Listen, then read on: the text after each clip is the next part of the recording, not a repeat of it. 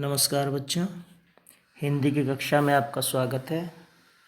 बच्चों, आज हम भाषा मादुरी का पाठ 14 पढ़ेंगे, जिसका शीर्षक है एक थी स्वाति। तो जैसे ही नाम से प्रतीत हो रहा है कि इसमें स्वाति के बारे में बताया गया है। स्वाति जो कि गांव में रहती है और गांव के स्कूल में 8वीं कक्षा तक होने की वजह से वह 8वीं कक्षा पास करने के बाद शहर के स्कूल में 9वीं कक्षा में दाखिला ले लेती है।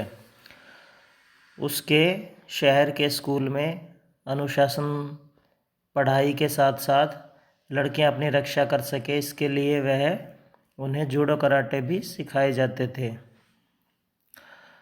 तो एक बार छुट्टियों में स्वाति अपने घर पर आई हुई होती है और उसके माता पिता किसी संबंधी के घर शादी में गए हुए होते हैं। वह अपनी दादी के साथ घर पर अकेली होती है, तो वहाँ घर में चोर घुस जाते हैं। तो वह अपनी सूझबूझ और बहादुरी से किस तरह से उन चोरों का मुकाबला करती है और उन्हें पकड़वाती है और अपने वीरता का परिचय देती है। तो आइए देखते हैं और पढ़ते हैं पाठ 14, एक थी स्वाति। स्वाति के गांव के स्कूल में 8वीं कक्षा तक की पढ़ाई होती थी। वह पढ़ाई लिखाई में बहुत अच्छी थी। उसने गांव के स्कूल की पढ़ाई पूरी कर ली थी। उसे 8वीं कक्षा में प्रथम स्थान मिला था। उसकी पढ़ाई में बहुत रुचि थी। उसकी रुचि के कारण उसके पिता ने शहर के एक स्कूल में उसे 9वीं कक्षा में प्रवेश दिलवा दिया। स्कूल में छात्रावास था। छात्रावास होता है जहाँ छात्र रहते हैं, छात्रों के रहने का स्थान। स्वाति भी छात्रावास में रहने लगी। स्कूल में छात्राएं अनुशासन के साथ रहती थी। आवश्यकता पड़ने पर लड़कियां अपनी रक्षा कर सके, इसके लिए उन्हें जूडो कराटे भी सिखाए जाते। लड़कियां बहुत ध्यान से जूडो कराटे सीखती। स्वाति को जूडो कराटे सीखने में बहुत आनंद आता। कुछ दिन के अभ्यास से वह जूडो कराटे की अच्छी खिलाड़ी बन गई।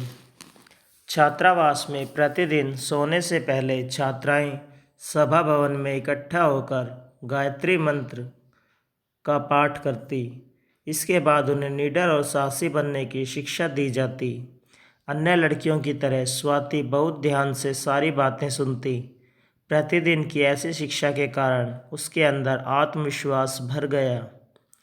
दशहरा अवकाश के दिनों में वह अपने घर गई। एक दिन उसके माता पिता और छोटे भाई बहन एक संबंधी के यहाँ विवाह में गए। घर में स्वाति और उसके दादा दादी ही थे। आधी रात हो चुकी थी। स्वाति को नींद नहीं आ रही थी। उसके दादा दादी गहरी नींद में सोए हुए थे। उसे घर के आंगन में कुछ आहटें सुनाई दी। आहटें होती है पैरों की खटक, जैसे कोई चल रहा हो ना, रात को ऐसे नज़र आता है।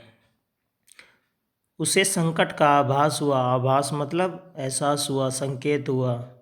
वह घबराई, लेकिन उसने साहस नहीं छोड़ा। वह संकट से बचाव का रास्ता सोचने लगी। उसकी दृष्टि एक कोने में रखे गैस के सिलेंडर पर टिक गई। उसने खेतों में छिड़काव करने वाली विषैली गैस भरी थी। उसने दिन में ही अपने पिता से इसके छिड़काव के विषय में पूछा था। उसके पिता ने विधि बताते हुए कहा था, वायुमंडल में इसकी मात्रा बढ़ने से उसमें सांस लेने वाला व्यक्ति मरेगा नहीं तो बेहोश अवश्य हो जाएगा। उसे गैस के छिड़काव में बचाव का रास्ता दिखाई दिया। उसने अपने मुंह पर छिड़काव के समय लगाया जाने वाला सुरक्षा मुखौटा लगाकर पीठ पर सिलेंडर टांग लिया। आंगन में चोरों की गतिविधियां बढ़ गई। उन्होंने छत पर चढ़ने के लिए गांठ बंधा रस्सा फेंका। गांठ नहीं अटकी। इतने में स्वाति पीठ पर सिलेंडर लाद मुंह पर सुरक्षा मुखौटा लगाकर सीढ़ियों से चुपके चुपके छत पर पहुंच गई। चोर बिना किसी भय के अंदर घुसने की तैयारियां कर रहे थे। उधर स्वाति धीरे धीरे आंगन की छत से किनारे तक पहुंच गई। अंधेरी रात थी। आंगन में खड़े व्यक्ति उसकी परछाई नहीं देख पाए। उसने गैस का छिड़काव शुरू कर दिया। आंगन में खड़े व्यक्तियों पर गैस का प्रभाव होने लगा। प्रभाव मतलब असर होने लगा। उन्होंने खांसना शुरू कर दिया। आंगन का सारा वायुमंडल विषैली गैस से भर गया। दो चोर खांसते खांसते आंगन में गिर पड़े और दो लड़खड़ाते हुए भाग खड़े हुए। स्वाति ने छत पर बचाओ बचाओ पुकारना शुरू कर दिया। आसपास के घरों के व्यक्ति लाठियां लेकर स्वाति के घर के आंगन में पहुंच गए। उन्होंने आंगन में पड़े दोनों चोरों को रस्सी से लपेटकर पेड़ से बांध दिया। पुलिस को बुलाया गया। पुलिस चोरों को पकड़कर ले गई।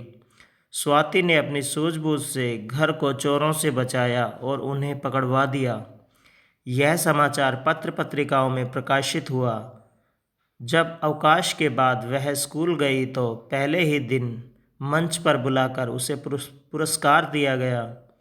उसने पुरस्कार लेते हुए कहा, यह पुरस्कार निडर और साहसी बनने की शिक्षा का फल है।